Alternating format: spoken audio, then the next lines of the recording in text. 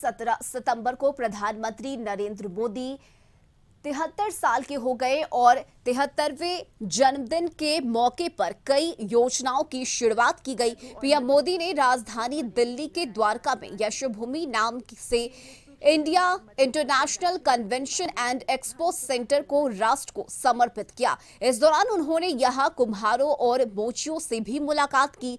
यहां सेंटर दुनिया की सबसे बड़ी बैठकें, प्रोत्साहन सम्मेलन और प्रदर्शनी सुविधाओं में शुमार है। वहीं बता दें कि इसमें 15 कन्वेंशन सेंटर और 11,000 लोगों के बैठने की क्षमता है।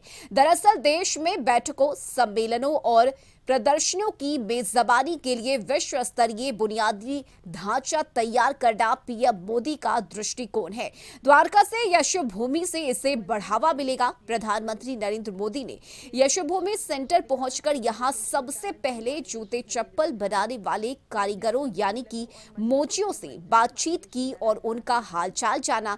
इसके बाद पीएम मोदी ने मिट्टी की शिल्पकारी करने वाले कुम्हारों से मुलाकात करते हुए उनसे उनकी कला के बारे में विस्तार से बात की। इससे पहले प्रधानमंत्री नरेंद्र मोदी ने द्वारका सेक्टर 21 से नए metro station Yashobhoomi Dwarka sector 25 तक Delhi airport metro express line के विस्तार का उद्घाटन किया और उसके बाद उन्होंने दिल्ली मेट्रो के कर्मचारियों के साथ बातचीत भी की।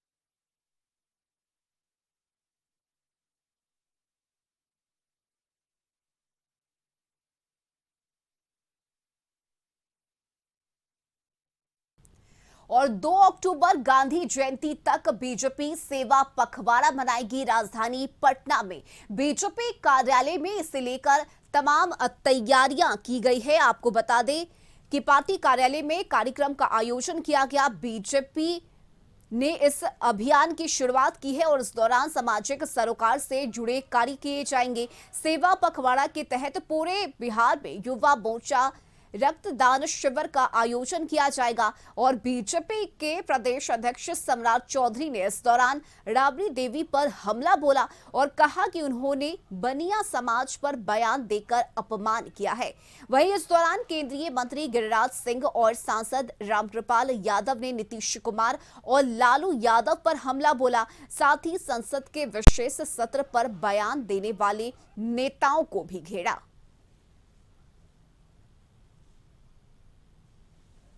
तारीख से लेकर 2 अक्टूबर तक सेवा पखवाड़ा के तौर पर पूरे देश में, प्रदेश में कल्याणकारी योजनाओं के साथ साथ सेवा भाव से अभियान चलाने का काम करता है। और आज देश के यशस्वी प्रधानमंत्री विश्वकर्मा योजना की भी शुरुआत की। जो समाज पीछे छूट गया है उसको मुख्य धारा में लाने का प्रयास कर रहे हैं। उसके लिए एक बड़ी योजना 13,000 करोड़ रुपया पूरे देश के लिए स्वीकृत करने का काम किया और बैंकों को लगाया गया कि पहले 1 लाख रुपया और फिर 2 लाख रुपया देने का प्रावधान करें और गारंटर मोदी होंगे। बिहार में क्यों अनदेखा किया गया? अनदेखा ये कौन लोग हैं? कभी लालू जी, नीतीश जी कहते थे लेकिन किया तो कुछ नहीं। खोंचा वाले, रिक्शा वाले, ठेला वाले सबको पीएम ने स्वनिधि में दिया। अब ये हुनर वाले हैं। इसको जो मुख्यमंत्री गरीबों का नहीं हुआ, जो मुख्यमंत्री बिहार में क्यों अनदेखा किया गया? राज्य में मिला है, देश में मिला है, लंबे वर्ष तक मिला है, कहां ले गए? अब मोदी जी ने कहां से कहां पहुंचाने का काम किया है। गरीबों का काम कर रहे हैं। पिछड़ा, अति पिछड़ा जो अंतिम पंक्ति में बैठा हुआ गरीब लोग है, 14 से लेके आज तक यही तो काम किया है।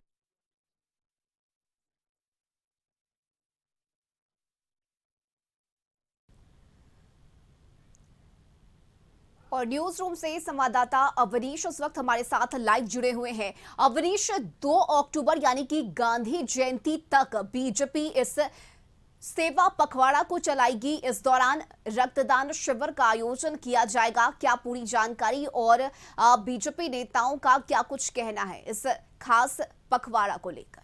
हाँ बिल्कुल, देखिए कल नरेंद्र मोदी का जन्मदिन था और 18 से 2 अक्टूबर तक बीजेपी ने ये फैसला लिया है कि सेवा पखवाड़ा मनाया जाएगा और इस दौरान तमाम जनहित से जुड़े हुए काम जो है वो करेंगी। देखिए बीजेपी की कोशिश है कि कैसे जनता के बीच जो है वो हमेशा रहा जाए, जनता से कैसे इंटरेक्शन रहा जाए, जनता से हमेशा संवाद कैसे स्थापित किया जाए और इसी रणनीति के तहत बीजेपी लगातार कार्यक्रम भी तय करती है। आपको याद होगा कि अटल बिहारी वाजपेयी के जन्मदिन पर भी बीजेपी ने कार्यक्रम तय किया था और अब बीजेपी ने जो रणनीति बनाई है कि कल से इसकी शुरुआत भी हो गई है। 2 अक्टूबर तक ये कार्यक्रम चलेगा महात्मा गांधी के जन्मदिन को लेकर।